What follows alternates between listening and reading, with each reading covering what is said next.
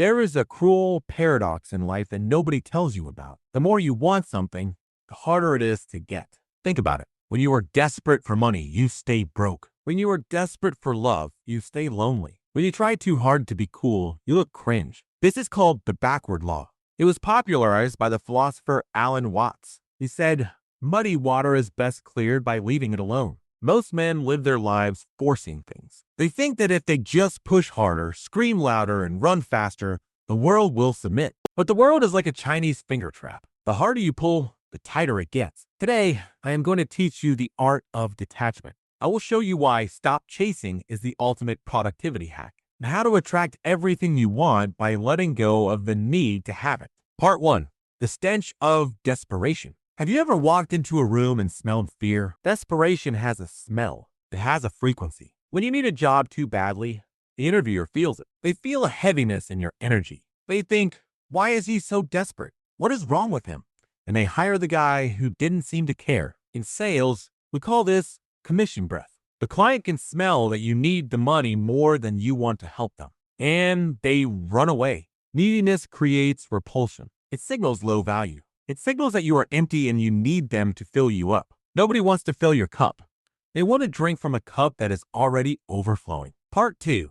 The backward law explained. Here is the psychology behind why this happens. When you chase something, you are reinforcing the belief that you lack it. By saying, I want to be rich, you are telling your brain, I am poor. By saying, I need her, you are telling your brain, I am incomplete. Your subconscious mind believes what you tell it, so it keeps you in a state of lacking. You become trapped in the chase. You are the donkey chasing the carrot on a stick. You run forever, but you never eat. The only way to get the carrot is to stop running. Stand still and realize you are already the prize. Part 3.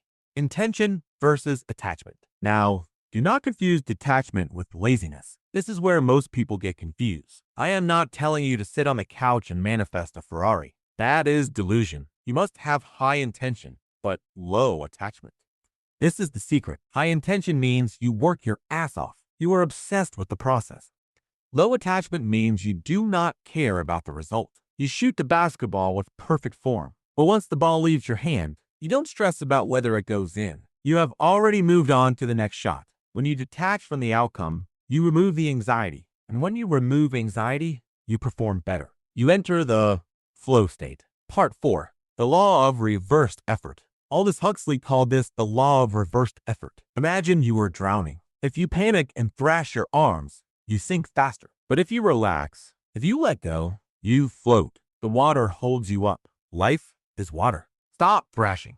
Stop trying to force people to like you. Stop trying to force your business to explode overnight. Do the work and then float. The physics of cause and effect will work. You plant the seed. You water the seed. But you don't dig it up every 5 minutes to see if it's growing. Let it grow. Part 5. Attraction. The magnet. When you stop chasing, you flip the magnetic polarity of your life. Instead of pushing, you start pulling. A man who is happy alone is a magnet for women. A businessman who doesn't need the deal is a magnet for money. Why? Because they represent safety. They represent stability. People want to be around a rock, not a leaf in the wind. When you detach, you become the rock. You become the mountain. The clouds move, the storms pass, but the mountain stays. Be the mountain. Part 6. The surrender. This is the hardest part for high achievers. Surrender. You have to accept that you cannot control everything. You can control your effort. You cannot control the world's reaction to your effort.